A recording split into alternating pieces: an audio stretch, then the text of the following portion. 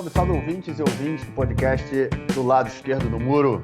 Estamos de volta, mais um episódio especial. Eu, Marcos Gorenstein e João Miragaia. Fala aí, João. Fala, Marquinhos, beleza? Tudo tranquilo, sem míssil na cabeça, as coisas ficam mais tranquilas. Aquele episódio especial para trazendo aí as últimas notícias da guerra e de outras coisas, né, também que estão acontecendo aqui dentro. Segunda-feira, 1h27 da tarde, gravando aí, isso faz período da tarde. Só dá para ter a certeza que vocês, ouvintes, ouvirão esse podcast amanhã, pela terça de manhã. Então, é isso. Antes desse isso e da gente passar para o nosso primeiro bloco, vamos fazer aquele, como é que chama? Merchan, né? Um alto merchan, na verdade, porque a gente quer aí deixar para vocês mais uma vez, aqueles ouvintes, a gente já tem vários ouvintes que estão contribuindo aí com o nosso podcast, a gente abriu a nossa campanha de financiamento coletivo, então quem puder dar aquela força para a gente, pode ser um apoio mensal, pode ser um apoio de uma vez só também. O link é apoia.se do lado esquerdo do muro, e enfim, vai estar na descrição do episódio. Eu vou colocar tanto para quem quiser dar aquela força mensalmente, quanto para quem quiser dar aquela força ali, pontual de uma vez só. É isso, agora vamos deixar isso de lado e vamos passar para o nosso primeiro bloco para a gente tratar do que interessa. Bom, gente, primeiro bloco, como já é tradição, vamos fazer aquele resumão da guerra, né, para a gente falar de tudo que aconteceu aí nesses 4 últimos dias, né? Desde que a gente gravou o nosso episódio anterior. Enfim, Gaza, acredito que todo mundo esteja acompanhando, a coisa continua muito pesada, a invasão terrestre de Israel avança, até o momento somente na parte norte da faixa de Gaza, né, de toda aquela parte que foi anunciada que os cidadãos da região ali deveriam abandonar. Israel já cercou praticamente a cidade de Gaza, e tanto por norte quanto por sul, ou seja, o pessoal está ali bem ali no meio das forças israelenses. O que a gente tem visto aí nos últimos dias são centenas de milhares de pessoas, né, deixando a região norte da faixa de Gaza. O exército tem permitido um corredor ali que os palestinos têm deixado indo em direção ao sul. Só o que mais chamou a atenção nessa semana foi a proximidade das batalhas dos hospitais ali da região, principalmente o Hospital Al-Quds e o Hospital Al-Shifa, que é o principal hospital da cidade de Gaza. A gente tem ouvido muito falar de bombardeios no hospital, inclusive, em determinadas áreas do hospital. O exército pediu que o hospital fosse evacuado. A situação está muito crítica, o hospital já está sem luz, já está sem combustível, o hospital parou de funcionar, na verdade, né?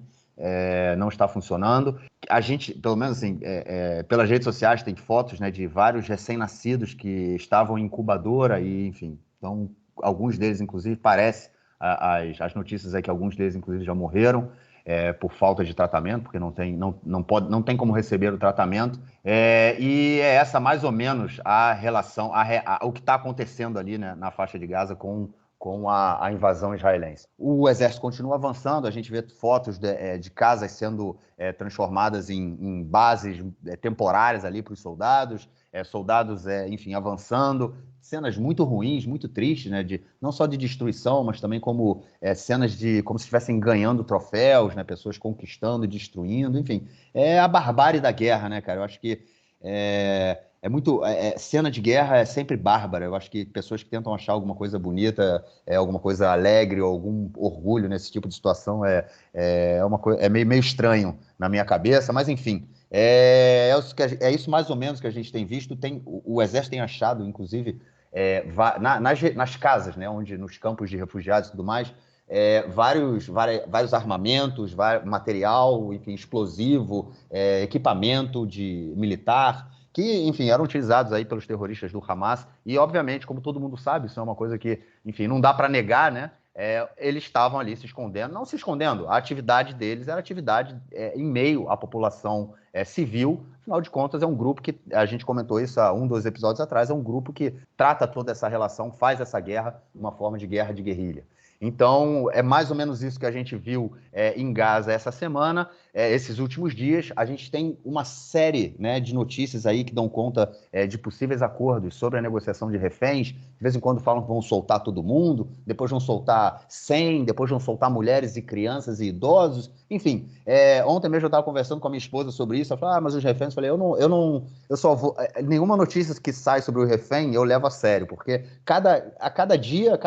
quer dizer, mais de uma vez por dia a gente vê notícias diferentes. Então, a gente nunca sabe o que está acontecendo, não sabe em que essas negociações realmente, quais dessas negociações estão realmente avançando, mas a gente ouve muitos falar disso e a pressão, obviamente, em cima do governo Netanyahu é muito grande, por conta, né, de 240 israelenses sob o controle aí que foram sequestrados pelo Hamas. Isso aí tudo em relação, né, a gente tratando somente da fronteira sul, e quando a gente vai para a fronteira norte, no último episódio, a gente tinha relatado aí uma certa, vamos dizer assim, ficou mais tranquilo, vamos dizer assim, por alguns dias, né? Desde o último discurso do Nasrallah, há 10 dias atrás, ele diminuiu um pouco a força dos ataques, e aí eu recebi uma mensagem do nosso Felipe, do nosso ouvinte Felipe, né?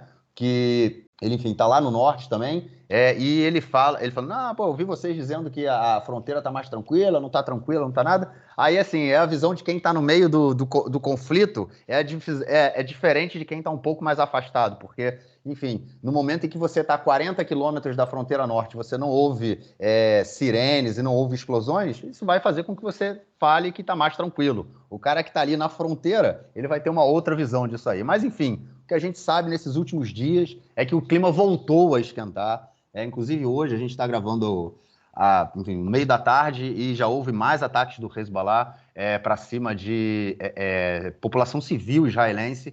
E isso também aconteceu ontem, deixando aí vários israelenses feridos, inclusive em estado gravíssimo. É isso, João. Faixa de Gaza, a gente continua no mesmo caos que a gente tinha na semana passada, aquela crise absurda, crise humanitária, enfim. E na região norte, o Hezbollah está querendo dar aquela esquentada, está chamando a guerra um pouco para cima. E aí, cara, o que a gente pode avaliar disso? Pois é, eu quero tocar em 3 pontos do que você comentou agora, né? Primeira questão do norte, segunda questão de Gaza e terceira questão dos reféns, né? Em relação ao que o Felipe comentou, eu moro a 30 quilômetros da fronteira com o Líbano, né? Eu escuto muita explosão aqui, mas sirene eu não escuto há muito tempo já. Eu escuto helicóptero, avião, mas enfim, eu me sinto, não sei quem acompanhou a série Game of Thrones, né? Ou leu os livros, né? Que os 5 pelo menos foram publicados até agora, como as pessoas depois da muralha se sentiam em relação aos que em Westeros se consideravam parte do norte, né? Eles diziam que Westeros que as cidades do norte de Westeros eram sul para eles, né? O que estava embaixo da muralha, inclusive o Winterfell, né? Então eu me sinto assim em relação ao Felipe. Ele está lá colado na fronteira, então para ele onde eu moro deve ser o sul, né? Porque realmente ele passa por situações ali que são muito mais intensas e que ele consegue ter uma percepção da realidade muito diferente da minha, né? A minha percepção era a de que as coisas tinham diminuído um pouo. E o Nasrallah, né, o Hassan Nasrallah, líder do Hezbollah, ele fez outra vez um pronunciamento público muito parecido com o primeiro, qual ele voltou a dizer que o Hezbollah está fazendo todas as ações necessárias para frear o sionismo, etc, etc, etc, e blá, blá, blá, e tem vitórias estratégicas e conseguiu evacuar todo o norte de Israel a 5 quilômetros da fronteira e blá, blá, blá, blá, blá. Essa semana, né, foi num ataque de um míssil antitanques, foram mortos 2 trabalhadores da empresa de energia israelense, e eles disseram que o Hezbollah disse que não eram civis, que eram espiões israelenses tentando colocar os meios de comunicação militares para espionagem do grupo dentro do Líbano, né? Mas não era o caso. Enfim, eles não eram soldados e eu, na verdade, sei como funciona isso porque tenho conhecidos que serviram no Exército, bem próximos que serviram no Exército, justamente com essa parte de instalação de antenas, esse tipo de coisa, e não se dá a civis essa tarefa, justamente pelo perigo, né? Não, e também não se camufla soldados de civis quando fazem essa tarefa, justamente porque essa é uma informação da inteligência, a inteligência ela precisa do aval das outras forças de segurança para isso acontecer, que não podem saber sequer qual é o objetivo dessas instalações ali, porque é tão secreto que, por exemplo, às vezes comandantes da alta patente não sabem que está sendo instalado naquele momento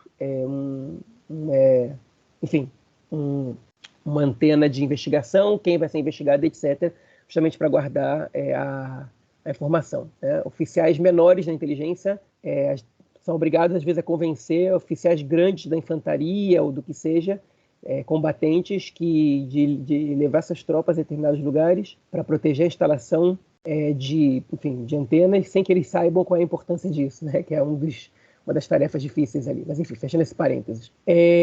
Agora, o que aconteceu essa semana foi que os foguetes do Hezbollah, e não só do Hezbollah, do Hamas no sul do Líbano, que a gente volta a dizer, nada ali é feito sem autorização do grupo xiita libanês, foram lançados, ultrapassaram uma barreira de quilômetros que ainda não tinham chegado, né? Eles chegaram até a região das Krayot, que é a região metropolitana de Haifa, em Acre, né? Ou Aco em hebraico, que também está a meia hora ao norte de Haifa. A parte da Galileia Norte, né, e da Galileia Ocidental também escutou um grande número de sirenes, e isso é um avanço aqui e ali, né? E aí você mata civis ali na fronteira, e você avança um pouco nos bombardeios, e você dá um passo a mais, enfim, você acaba se envolvendo numa guerra, como se diz em hebraico, Milchama Kolelet, que é uma guerra, enfim, geral, né, que aí começa a guerra de verdade e deixa de ser tensões e escalada nas fronteiras, né? A gente está falando isso há muito tempo, vocês vão achar, estão chovendo no molhado, falando isso o tempo todo, mas é verdade, o que está acontecendo são essas escaladas de degrau em degrau, um dos dois lados aparentemente deseja que isso se transforme numa guerra grande, mas um dos dois lados também pode sair como fraco dessa história, né?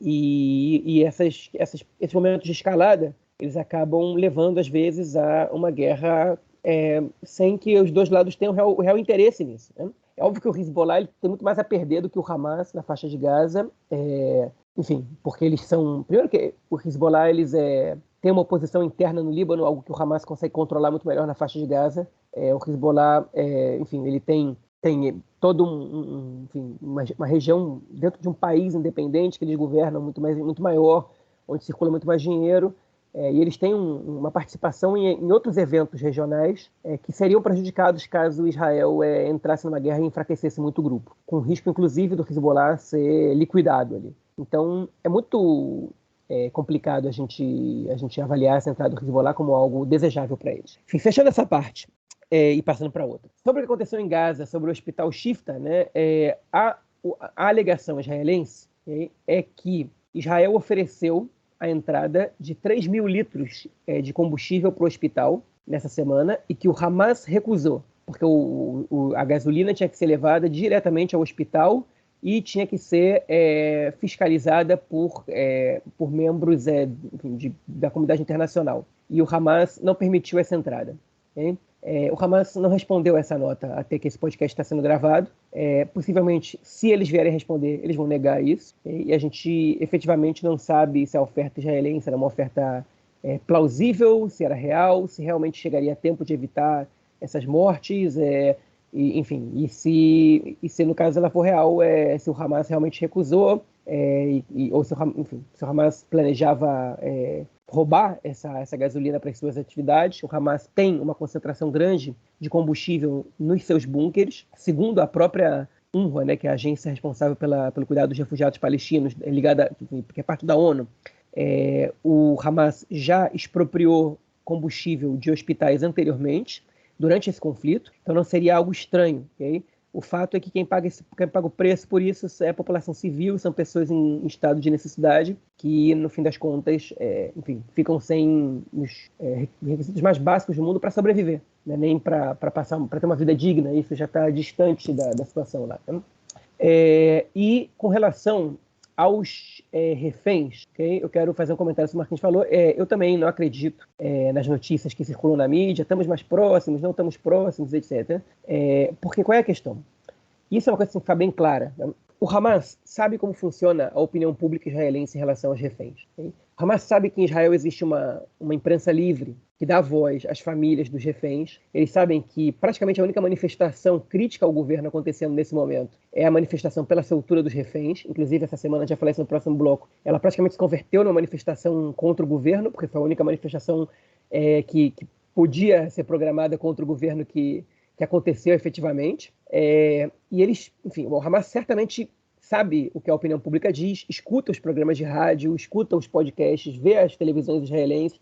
Eles têm acesso ao que acontece em Israel, e eles sabem muito bem como essa questão é sensível para o país, né? E que Israel, ao longo do tempo, foi aumentando, né, a sua disposição de trocar cada vez um número maior de presos de movimentos, de grupos terroristas ou de grupos políticos específicos por reféns nas mais variadas situações, né? As primeiras trocas eram de 1 para 1, depois passaram a ser de, sei lá, 5 para 1, 17 para 1, depois é um corpo de um soldado morto para 20 pessoas, até que a gente chegou na situação do soldado Gilad Shalit, que foi trocado por 1.027 presos, entre eles o Sinwar, que é o organizador do ataque do 7 de outubro, né, que está na faixa de Gaza, que foi libertado em 2011, ele estava em prisão perpétua na cadeia israelense, e foi liberado como parte da troca pelo soldado Gilad Shalit. Então o Hamas sabe, e eles sabem jogar com o psicológico da população israelense, né? Eles sabem que isso é relevante. Okay?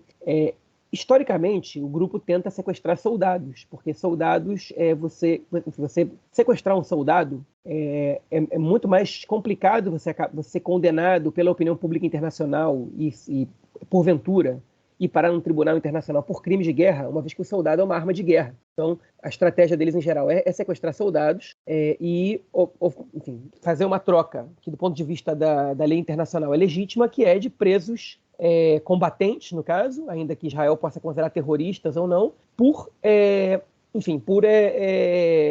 soldados sequestrados. É pouco comum que o Hamas sequestre reféns israelenses. Dessa vez, no ataque de 7 de outubro, não foi uma coincidência que o Hamas capturou vários reféns. Okay? E entre eles, muitas mulheres, idosos e crianças. Okay? Por quê? Porque quando você sequestra um soldado, você pode ter uma negociação por 5 anos. O Hamas não tem pressa para isso, okay? Mas enquanto tem essa negociação, nada impede que Israel faça operações na faixa de Gaza. Okay? E o Hamas pode jogar com a vida desse soldado? Pode, mas as operações israelenses também põem em risco a vida de vários soldados, e soldado por soldado, a vida deles vale o mesmo. Né? Quando você sequestra bebês, quando você sequestra senhoras, mulheres, né? Pessoas aposentadas, pessoas com autismo ou qualquer tipo de deficiência física ou mental, você tem por um lado, né, para a opinião pública mundial, você acaba sendo aproximado do pior que existe. Por outro lado, você pressiona Israel, de alguma maneira, a conter seus ataques em determinados momentos e você pressiona Israel a negociar o mais rápido possível, porque a população tem muito mais dificuldade de lidar com a situação de que você tem civis inocentes, especialmente crianças sequestrados, do que com quando são só soldados. Né? Ainda que os soldados aqui valham muito. E o Hamas sabe quanto a cidade israelense pressiona o governo e dá valor aos seus soldados, por isso eles conseguiram uma troca de 1.027 por 1 em 2011. Então, esses civis sequestrados, eles funcionam como um escudo humano muito mais eficiente do que a população de Gaza. Okay? Isso que eu vou falar agora é triste, é lamentável e não é justificável, mas é a realidade. A vida dos reféns israelenses vale muito mais para Israel do que a vida dos cidadãos de Gaza. Okay? Uma vez que Israel considera o Hamas responsável por tudo que acontece em Gaza e os civis de Gaza que morrem como escudo humano, são culpa do Hamas, e isso está presente em diversos discursos dos últimos governos israelenses, você não precisa ir nem para o Netanyahu. Os civis israelenses, eles não são... esse discurso não cai. Né? Podem dizer, o Hamas expôs eles, mas não cai. Isso não cola para a sociedade. E, inclusive, ao contrário dos civis de Gaza, os civis israelenses, assim como os soldados israelenses, eles, em sua grande maioria, estão muito bem protegidos nos búnkeres do Hamas, porque eles têm muito valor também para o Hamas. Não porque o Hamas prefere eles do que os seus próprios habitantes de Gaza, senão porque o Hamas sabe que eles têm uma importância singular para os desdobramentos da guerra. Lamentavelmente, a vida das pessoas de Gaza não tem uma importância tão grande, a ponto de que podem morrer 10, 15 ou 20 mil, que isso pode ser que não faça diferença para a parada dessa guerra. Mas a vida de 200 civis israelenses tem. Israel pode vir a negociar um cessar-fogo para que haja a libertação desses civis. Okay? E é com isso que o Hamas joga. Okay? É com a possibilidade de você interromper a guerra, que é a possibilidade que o Hamas tem, e talvez seja a única, além da pressão internacional, de que Israel encerre esse confronto antes de aniquilar o Hamas como governo em Gaza. O Hamas como ideia jamais vai ser extinto, a presença do Hamas também jamais vai ser eliminada, mas a aniquilação do Hamas como governo na faixa de Gaza e a neutralização do Hamas como braço armado, né, da Brigada de Mártires de Al-Qassam, né, que é o grupo diferente de Al-Aqsa, que é o grupo Al-Aqsa é o grupo do Fatah, e Al-Qassam é o grupo do Hamas. Essa sim pode ser neutralizada, muito diminuída, muito reduzida, e no momento que o Hamas deixar de ser governo na faixa de Gaza, eles vão ter muito mais dificuldade de adquirir armamentos, de controlar fábricas de armas, etc, etc. E a única possibilidade deles, talvez as duas únicas possibilidades são a opinião pública internacional, que depois de um mês e uma semana ainda não conseguiu pressionar Israel o suficiente para que as coisas sejam diferentes, e os refugiados, e os reféns israelenses, que efetivamente podem fazer com que haja um cessar-fogo antes do tempo. Agora, do mesmo jeito que o Hamas sabe como isso funciona na opinião pública israelense, Israel também entende a estratégia do Hamas. Né? O governo israelense não é de todo estúpido, né? Eles sabem qual é a estratégia, não só o governo como as forças de segurança, né? Tanto o exército como as outras organizações, inclusive os negociadores pela volta dos reféns, e eles sabem que não vai haver negociação de cessar-fogo pela libertação dos civis de forma alguma, okay? Exceto se houver uma manifestação por um cessar-fogo de tantas horas, okay? Ou estourando de 2 dias. Um cessar-fogo para que daqui a um mês Israel volte a atacar Gaza não é algo razoável para a comunidade internacional, não é algo razoável para a população israelense, e o governo israelense sabe que eles não podem jogar com isso. Então, basicamente, essa é a realidade em relação aos reféns. Okay? Israel, o que está tentando fazer é atacar o Hamas, pressionar e sufocar o Hamas, até eles entenderem que essa libertação dos reféns, especificamente dos civis, ela é algo com a qual eles não vão conseguir lidar e que não vai evitar os ataques israelenses. E cabe ao governo israelense agora, se essa for realmente a sua estratégia, e aparentemente convencer a opinião pública de que essa é a melhor estratégia para o país. O que é, efetivamente, muito complicado, né? Porque você tem que comparar vidas com vidas e dizer o seguinte, olha só, com todo respeito ao seu parente sequestrado, que está sequestrado lá por causa da minha falha, arriscar a vida dos soldados que estão entrando em Gaza também é lidar com outras vidas, as vidas das pessoas que moram na região que está sendo nas regiões que estão sendo bombardeadas, também valem, e acabar com o Hamas salvar talvez milhares de vidas num futuro a médio prazo. Então vocês vão ter que entender agora que os reféns não são a nossa principal prioridade. O governo nunca vai dizer isso, mas o governo está fazendo isso. E isso, como estratégia militar, eu vou dizer isso agora, botando as minhas emoções de lado, okay?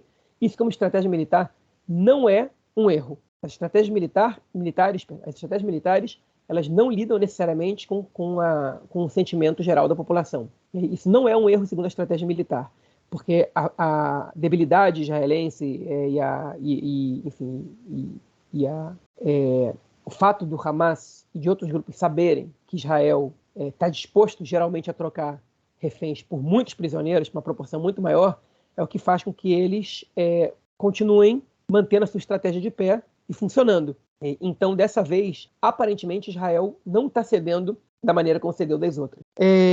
Agora, tudo isso nas mãos de um governo impopular, que tem claramente objetivos políticos com essa guerra, que não goza da confiança da população, e cujos sequestrados, a grande maioria dos sequestrados, são parentes justamente das famílias que foram as vítimas daqueles ataques de 7 de outubro e que são as que são constantemente bombardeadas, que são as famílias que moram na região do cinturão da faixa de Gaza, isso funciona muito menos, porque você vai ter que convencer essa família de que, olha só, o seu primo vai morrer para que você tenha segurança no futuro.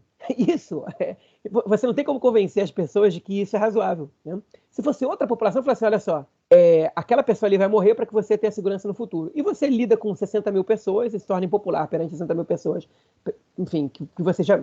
Um grupo perante o qual você já não é muito popular, para você construir uma popularidade racional frente a outro grupo de pessoas, que não funciona de maneira tão clara assim em Israel, esse pensamento. Nesse caso, é ainda mais complexo, é ainda mais difícil, e mostra ainda mais a sinuca de bico que o governo israelense está metido. Né? Mas, enfim, é um governo que está completamente desconectado da realidade, especialmente o primeiro-ministro, e ele age de maneira que não obedece o senso comum. Okay? E, enfim, isso o resultado disso a gente vai colher no futuro a médio prazo também. É isso, né? O que mais eu poderia acrescentar. Bom, vamos então passar para o nosso próximo bloco para falarmos das questões da política nesses últimos dias. Bom, gente, no sabadão, né? Foi isso, sabadão à noite, como já tá virando tradição. Vamos ver se vai rolar também na semana que vem. Houve aí uma entrevista coletiva com o Gallant, com o Netanyahu, né? O Gallant, que é o ministro da Defesa, e o Gantz também, que é o ministro sem pasta. Enfim, cada um falou um pouquinho, depois tiveram pergunta de jornalistas, né? Várias perguntas acontecendo. E o Netanyahu foi colocado aí contra a parede algumas vezes, mas como sempre, João, como você acabou de comentar no final do último bloco, ele consegue escorregar daqui para lá, de lá para cá. Evita de tocar nas questões mais importantes, e, enfim, a gente vê como tudo está acontecendo. A questão do Gallant, uma coisa que me chamou muita atenção foi quando perguntaram a ele sobre... Uma das perguntas dos jornalistas foi como é que Israel, que tem toda essa questão com o Líbano, né? Com o Hezbollah, e, enfim, eles atacam Israel devolve, e a gente teve esses ataques aí violentos, como esses ataques mais que deixaram mortos aí essa semana. Então, uma das perguntas que eles fizeram foi: quando é que vai ser, quando é que Israel vai entender que o Hezbollah passou a linha vermelha? Tipo, aqui não, agora vocês começaram a guerra. E aí a resposta dele foi: quando Beirute for bombardeada. Ou seja, vão tentar causar um dano muito grande no Líbano. E o Gantz também foi perguntado, João, se em algum momento quando é que ele vai sair do governo, né? Se ele tem isso na cabeça e tudo mais. Ele falou que o momento agora é vencer a guerra. E aí, cara, o que mais a gente pode tirar dessa coletiva de imprensa aí dos chefes de gabinete, cara? O Gantz parecia meio mal-humorado na entrevista, né? Eu acho que ele não gosta muito da possibilidade de só fazerem perguntas políticas para ele naquele momento, porque ele quer ser visto como um sujeito republicano que está aí para falar da guerra e tal. Enfim, ele não é o ministro da Defesa nem o primeiro-ministro. Então ele participa ali somente para dar respaldo para o Netanyahu e para o Yoav Gallant, né? Mas teve uma hora que perguntaram, justamente quando fizeram essa pergunta, qual vai ser o ponto que você vai deixar o governo? E ele disse: no momento a guerra é uma coisa importante, blá, blá, blá, e outras armadilhas que tentam aprontar, eu estou muito atento a elas e não vou cair. Isso, para mim, eu não sei se eu entendi bem, mas para mim aquilo foi um comentário pro Netanyahu, que foi tipo: meu amigo, você não começa...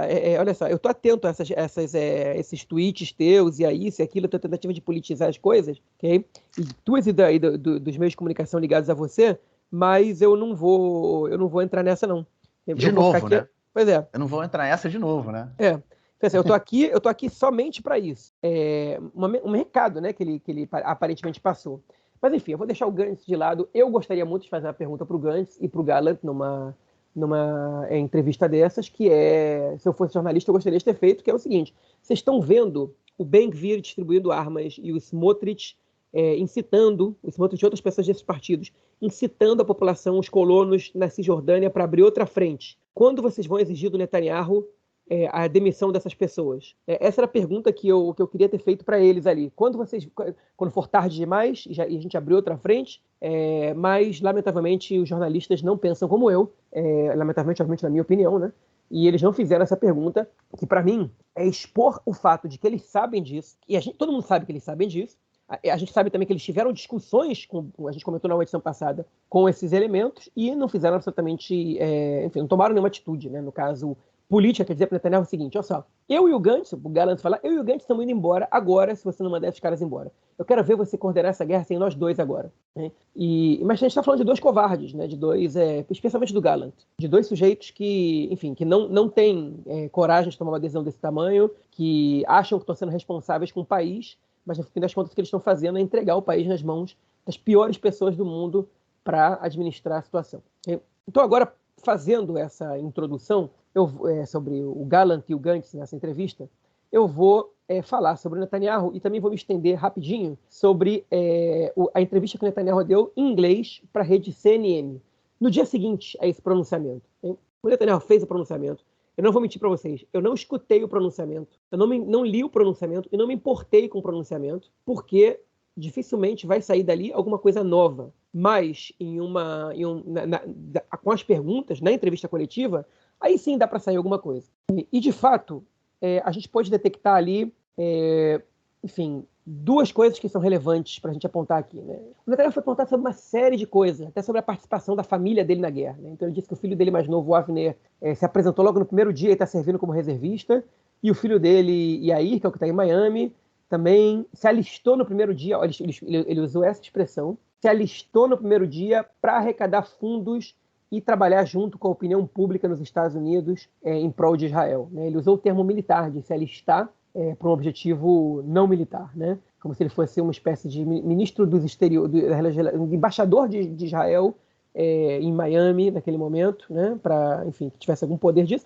E efetivamente ele foi muito inteligente quando ele disse isso, porque você não tem como avaliar quanto dinheiro ele arrecadou, né? Porque ele pode fazer propaganda para que dinheiro seja arrecadado para fundos ligados a Israel, e você não sabe mensurar quanto foi por causa dele, quanto não, e etc, etc. Então, enfim, teve esse tipo de coisa, teve outra vez perguntas sobre a responsabilidade dele, que ele outra vez fugiu, teve perguntas sobre o Macron, né, que ele disse que conversou com o Macron, a França apoiou Israel, ele é muito grato por isso, mas que ele cometeu um grave erro e que o responsável pelas mortes de Gaza é o Hamas, e que ninguém vai ensinar para Israel moral nesse momento.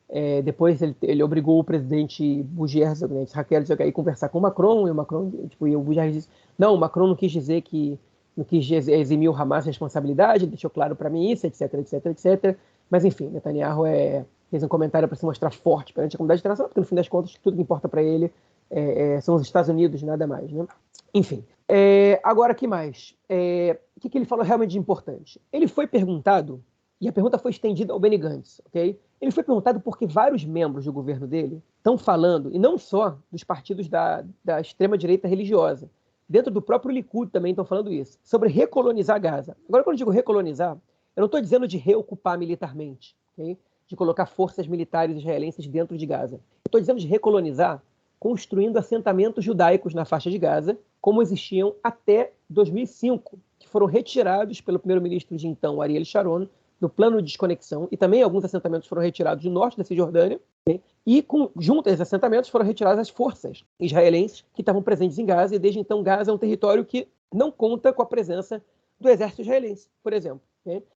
Existe um bloqueio a Gaza, feito por Israel e pelo Egito, mas não existem forças israelenses dentro de Gaza em situação normal, obviamente. Agora, no meio dessa guerra, tem, mas não são forças permanentes. E aí ele foi perguntado se ele é a favor dessa recolonização de Gaza, e essa pergunta foi estendida ao Gantz, porque o entrevistador ele supôs ou cogitou a possibilidade de Netanyahu dizer que sim, ou de desconversar, dizer que tudo está em aberto, etc, etc, etc. E o Netanyahu, ele assertivamente, o que é muito surpreendente, porque o Netanyahu nunca é assertivo a nada em relação a algo que possa desagradar a sua base, ele disse não é um objetivo do governo que a gente recolonize a faixa de Gaza, não é um objetivo de Israel, isso não está em questão. O que sim vai haver é a nossa presença militar ali, de uma maneira que a gente possa entrar e sair, a maneira que a gente achar melhor, na hora que a gente achar melhor, para eliminar possíveis ataques terroristas e ameaças terroristas que possam acontecer.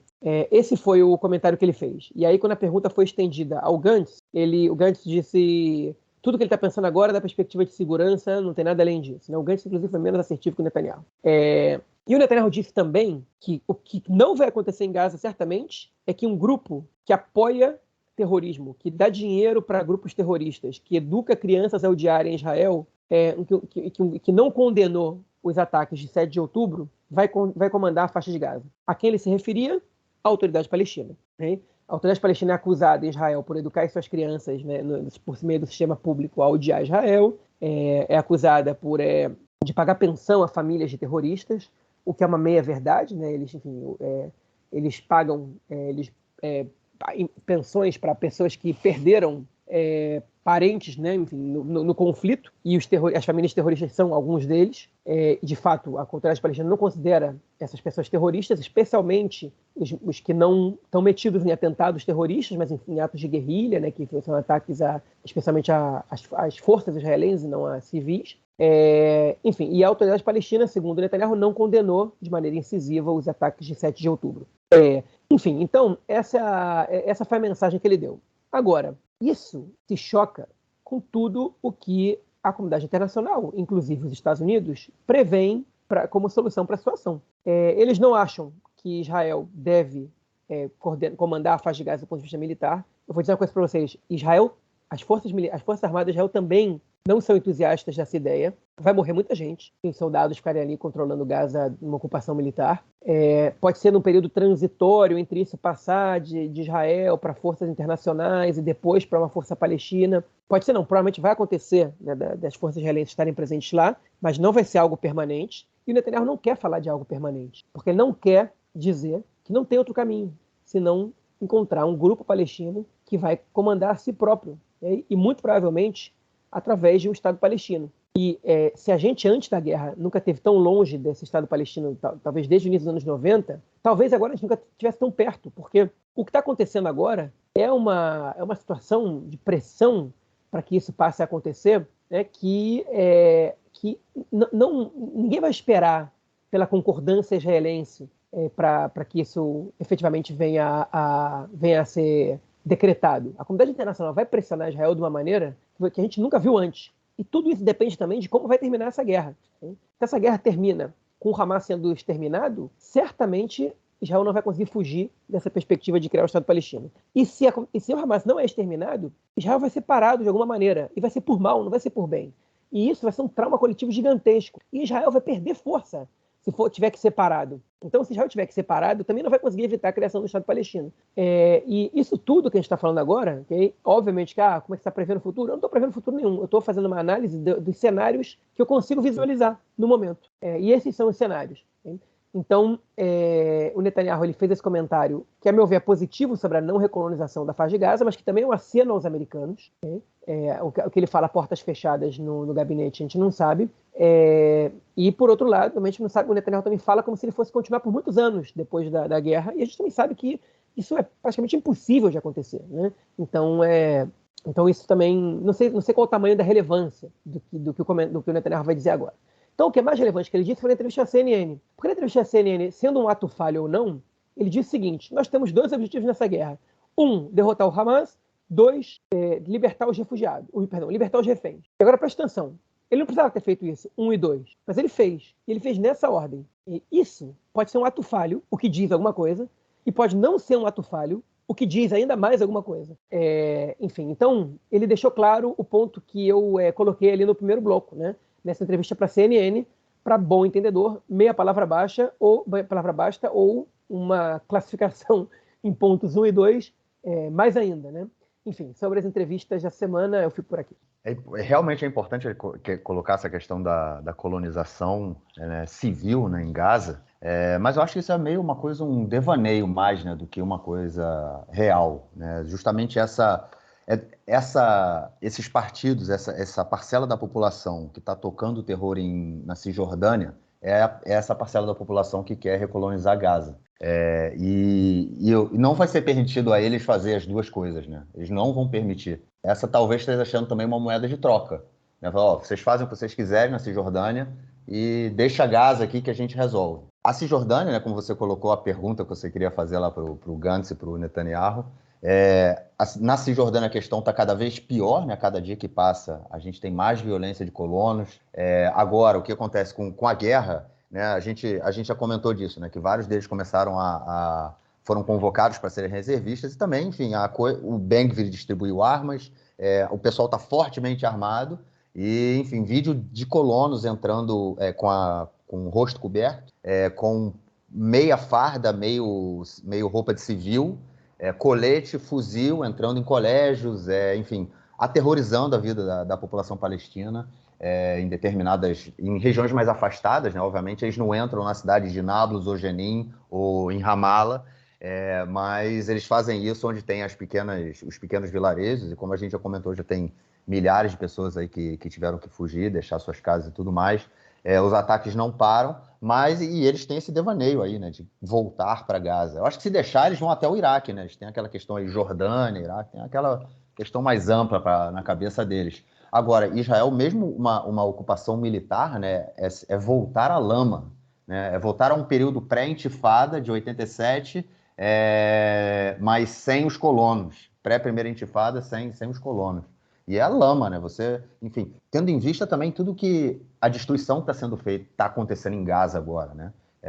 A quase metade da faixa de Gaza está completamente destruída. segundo relatos aí, segundo documentos da ONU, né? Ou os prédios ou completamente destruídos ou foram atingidos, enfim. Ainda mais com a presença, se vamos supor, uma presença militar futura, né, depois da guerra. É muito louco isso. Eu acho que tem que ver a comunidade internacional como é que ela vai também ser capaz de pressionar Israel para o futuro status quo, tanto na Cisjordânia quanto em Gaza. O status quo que a gente conhecia até o 7 de outubro já não existe mais, né? Acabou. Agora, qual vai ser o status quo do futuro, depois da guerra? Isso aí eu acho que ainda está cedo para a gente definir, para a gente entender, né? Obviamente que tem muita coisa para acontecer, até porque tem o Líbano também e tudo. Bom, João, e como você mesmo comentou no... Eu já esqueci em qual comentário, mas você fez, não sei se foi nesse bloco ou no outro, você comentou que teve essa manifestação pela soltura dos reféns, né, no último sábado em Tel Aviv, uma manifestação gigante, e se tornou basicamente uma manifestação contra o governo também, né? Obviamente, a grande maioria das pessoas que estavam lá são pessoas que se opõem à política do governo no período pré-guerra, então, e como as manifestações contra o governo estão proibidas, né? Dificilmente acontecerão sem violência policial, a gente vê essa manifestação em Tel Aviv tomando um pouco também esse sentimento, né? Mas, obviamente, a solidariedade com as famílias aí dos 240 sequestrados pelo Hamas foi o que levou aquela multidão toda à rua. Exatamente, Marquinhos. E, enfim, o que a gente está vendo foram milhares de pessoas nessa manifestação, não foi pouca gente, e tinham muitos cartazes chamando o Netanyahu de culpado, dizendo que a responsabilidade de trazer os reféns de volta é dele, aconteceu também em Tel Aviv, mas teve também em Queisária, que é onde mora o primeiro-ministro, teve também em Haifa, teve também em Jerusalém, enfim, em vários lugares do país a gente teve manifestações pela volta dos reféns, e que ganharam um cunho político cada vez maior, culpabilizando o Netanyahu por essa situação. E o Netanyahu, ele ainda não entende a situação na qual ele está. Isso enfim, quando eu digo ele não entende, é porque efetivamente ele lida com a situação como se fosse uma situação política normal, e não é. Por exemplo, ontem o canal 12 de televisão publicou uma notícia, né, permitiram que isso fosse publicado depois de alguns dias com a censura militar, que o chefe das Forças Armadas, o Herzi Halevi, ele, na reunião de gabinete, ele se queixou perante o primeiro-ministro e os outros ministros que estavam vazando informações negativas ao Exército e das reuniões de gabinete, porque essas eram informações que só eram passadas ali e que estavam chegando na imprensa, especialmente na imprensa chapa branca, informações que de alguma maneira podiam participar, podiam ser ingredientes, componentes de uma narrativa que culpabiliza as Forças Armadas pelo que aconteceu no 7 de outubro, pelo fracasso na segurança. Então, a gente está vendo aí que o governo está trabalhando contra as Forças Armadas no meio da guerra. E aí, a gente entende que parte dos cartazes que se viram nas manifestações foram que o Netanyahu não tem condição de administrar o Estado nesse momento. Ele não pode gerir uma guerra. Mas o governo lida com isso como se estivesse tudo normal. E não está normal. Algumas pessoas do governo já começaram a entender isso, mas não está normal, né? Então essa é a situação bizarra. E como não está normal, eu vou te pedir permissão já para passar para o próximo ponto, e eu deixo para você comentar, né? Eu vou trocar de papel aqui, que o ministro da Justiça, Yariv Levin, ele está aproveitando o ambiente de guerra para emplacar a nomeação de 2 juízes de extrema-direita na Suprema Corte, né? Então a gente tinha comentado há uma semana e pouco que ele que ele finalmente convocou a comissão de nomeação de juízes, e agora ele está forçando a barra para nomear esses 2 juízes. Ou seja, eles estão de sacanagem, né? Eles estão de brincadeira com a gente. E, se isso não fosse suficiente, o ministro das Finanças, o dinheiro que ele liberou agora para ajudar as pessoas prejudicadas pela guerra, foi troco de pão. E ele está se recusando a debater o orçamento de 2024, já para poder puxar dinheiro do orçamento de 2024, e que Israel não seja prejudicado frente às organizações de crédito internacional, okay? Porque é uma medida muito mais razoável para você poder puxar orçamento de guerra, ou que você corte orçamento de determinados ministérios ou de determinadas pautas. Ele está enrolando, ele está fazendo o possível para que isso não aconteça, e ele está guardando na caixinha dele lá o dinheiro que era dos acordos de coalizão, que é como se fosse a emenda do relator no Brasil, né? Que é distribuída para alguns parlamentares como forma de lobby, especialmente para os grupos de colonos e ultra-ortodoxos. Então ele está agindo como um político pequeno, a gente comentou isso aqui várias vezes, e isso está sendo esfregado na cara de todo mundo agora. E ele chegou a situação ridícula de dar uma entrevista essa semana, dizendo: o Netanyahu me incumbiu dessa situação, e todo mundo fala que ser ministro das Finanças é um cemitério político, principalmente numa situação de guerra, que tudo vão te criticar. Ele falou: eu não ligo, eu vou pegar essa tarefa para mim, eu vou fazer o trabalho. E ele falou isso no canal 14, que é o canal Chapa Branca, e ninguém falou nada. Ele começou a falar o mesmo discurso exatamente, com o mesmo sorriso na cara. E aí a jornalista do canal 12, que não é o canal Chapa Branca, né, a Keren Marciano, olhou para ele e falou assim: perdão, mas essa não é uma tarefa que ele te incumbiu agora? Você é o ministro das Finanças. Essa é a tua tarefa. Enfim, e ele continuou fazendo o discurso dele, mas enfim, ele foi confrontado pelo menos, né? Como se ele estivesse fazendo uma boa ação, né, pela população, né, no meio da guerra. O que ele está fazendo justamente é o contrário, né? Eu estou aqui colocando a minha popularidade em jogo, etc. Ele está ali flertando com a cláusula de barreira nas pesquisas, muito prejudicado. Ele está preocupado em atender a sua base, em se prolongar nos cargos importantes que ele tem. Assim funciona o governo, esse governo absurdo de extrema-direita, com elementos neofascistas e extremistas religiosos, irresponsáveis, piromaníacos e psicopatas. É assim que funciona esse governo nesse momento de guerra. Eita porra, o João ficou nervoso. Mas essa questão da cláusula de barreira que você falou agora, né, na última pesquisa, inclusive que você publicou no Twitter, né, sexta-feira, né, coloca que o partido dos Smotrich tem 4 cadeiras, né, que é o mínimo ali da cláusula de barreiras, ou seja, se ele perde um pouco dos votos, ele não passa a cláusula. E o partido do Ben-Gvir, né, que é quem dá mais força para os colonos, enfim, que é o mais radical, que é o cara que está distribuindo armas para a população, está com 5 cadeiras, ou seja, está à frente do Smotrich. Já que eu tô falei dessa questão aí dele armar a população, eu estava olhando o Twitter do Ben-Gvir, enfim, porque eu estava preparando um material. É assustador o que ele escreve sobre isso tudo. Ele escreve assim, porque ele, como ministro da Segurança Nacional, foi incumbido, né, de montar essas Kitot Konenut, né? Os grupos de defesa, eu expliquei sobre isso lá no último episódio, grupos de defesa civil, né? São civis que são armados pela polícia e eles recebem esse poder aí, essa autorização de poder andar armados, e não só isso, dá dura em cidadãos. Inclusive tem foto disso também, porque o que acontece... E aí ele montou várias dessas Kitot Konenut, não só nas pequenos vilarejos, né, mas também nas grandes cidades. Ele montou um grupo desses em Tel Aviv. E ele deu armas para acho que o cara é rapper, né, cara? Na verdade, eu nunca acompanhei. Um cara chamado Atzel. É um rapper que, assim, o cara é fascistaço mesmo, sacou? Fascistaço. O cara tá andando agora por Tel Aviv, com mais 10 pessoas, todos eles com fuzil, por onde eles querem andar, entendeu? Perto de crianças, colégios, averiguando se a situação tá calma ou não. Vem cá, quem são eles, entendeu? E, inclusive, foi filmado essa semana, grupos desses, em Tel Aviv, né? O nome da cidade é Tel Aviv Yafo, né? Porque tinha a cidade de Yafo, que é uma cidade árabe, que a prefeitura de Tel Aviv, na verdade, incorporou tudo, né? Você tem ali uma prefeitura só. Então, você tem uma população grande de árabes no sul de Tel Aviv, e, obviamente, andando por toda a cidade. Eles estão dando dura nessas pessoas, tipo, vem cá, você vê um árabe andando, o cara vai lá, um cidadão que recebeu uma autorização da polícia, andando com um fuzil, chega pro cara aí, dá seu documento aí. Fica, por quê, cara? Qual o sentido disso? Então, enfim, essa galera que tá votando aí no Ben-Gvir, né, que tá tocando o terror também na sociedade civil.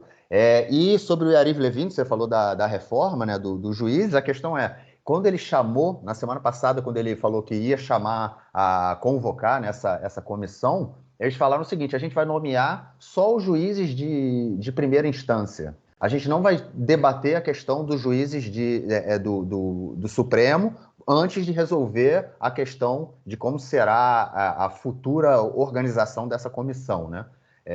Que nomeia os juízes. E agora ele voltou atrás disso. Ele virou e falou assim: não, peraí. Ele, na verdade, falou agora que ele não se opõe à nomeação de um determinado juiz como presidente do Supremo Tribunal de Justiça. E aí, lembrando que o presidente, não há uma regra, né, definida de quem é o presidente. E o que acontece virou, como é que a gente chamou isso? Uma tradição, né? É que o juiz mais velho, ele vira o presidente do Supremo, né? Então... É o costume, não é exatamente o mais velho, é o juiz, é o... Como chama isso? É o decano. O que está há mais tempo. O decano da casa. É o que está há mais tempo, não é isso? É, o decano da casa, é o que está há mais tempo. Então, e aí ele vira o juiz, né? Então, e agora ele fala assim, não, eu não me incomodo que o juiz Amit seja nomeado, enfim, que um juiz determinado seja nomeado aí o presidente da Câmara, do Supremo, mas ele quer nomear para o Supremo outros 2 juízes, que são aí juízes que são advogados, juristas, que ajudaram a formular e a criar o golpe do judiciário que eles estão tentando aprovar até agora. Ou seja, o cara está no meio da guerra, o cara está tentando agora organizar um golpe dentro da comissão para ver aí, enfim, tentar nomear, tentar emplacar os nomes que ele quer emplacar. Difícil pra cacete isso, cara. É meio complicado. Enfim, vamos ver. Eu acho que isso saiu agora, é recente, saiu hoje, né? Ontem, na verdade, ontem à noite, é recente, a gente não sabe quando isso vai se desenvolver. Mas eles continuando fazendo isso, eles vão realmente fazer com que essas manifestações de sábado em solidariedade às famílias se transformem novamente em manifestações contra o governo, e aí, enfim, vamos ver como tudo vai ser. Bom, gente, então, como é de costume, vamos deixar aí o nosso agradecimento aos nossos colaboradores que estão aí com a gente, como já é tradição, nomeando-os aqui em nosso podcast. Vamos lá. Guto Pereira Nunes, Adriano Versani, Michel Zales, Noah Vago, Rosa Harsheim, Ângela Goldstein, Felipe Raimovic, Thaís Scheinberg, Giovanni Orso, Raquel Penerol, Sérgio Goldbaum, Paulo Eduardo Pinto de Almeida, Luana Lima, Maurício Landi, Alex Gruppenmacher, Carlos Besso, Roberto Tonani, Júlia Rios, Liz Unikowski, Marcos Paulo Januário de Souza, Daniel Schor, Daniel Spector, Mayra Weinstock, Débora Rosenfeld, Helena Lattermacher, Rafael Sterne, Alex Greenstein, Débora Segal, Laura Dicker, Arthur Benchimol, Alan Tabakoff, Mila Chazeliov, Léo Bueno e Richard Ciel. Valeu, galera. Brigadão. Bom, João, é isso. Episódio um pouquinho mais curto. A gente tinha aí uma entrevista para fazer com um amigo nosso, enfim, que infelizmente cancelou de última hora. A gente vai trazer essa entrevista mais para frente. E ficamos com esse episódio, então, um pouquinhozinho mais curto, porque, enfim, a gente tem sempre muita coisa para falar para vocês. João, voltamos então na quinta-feira e gravamos nosso próximo episódio. Forte abraço, cara. Abraço, até mais. Tchau, tchau.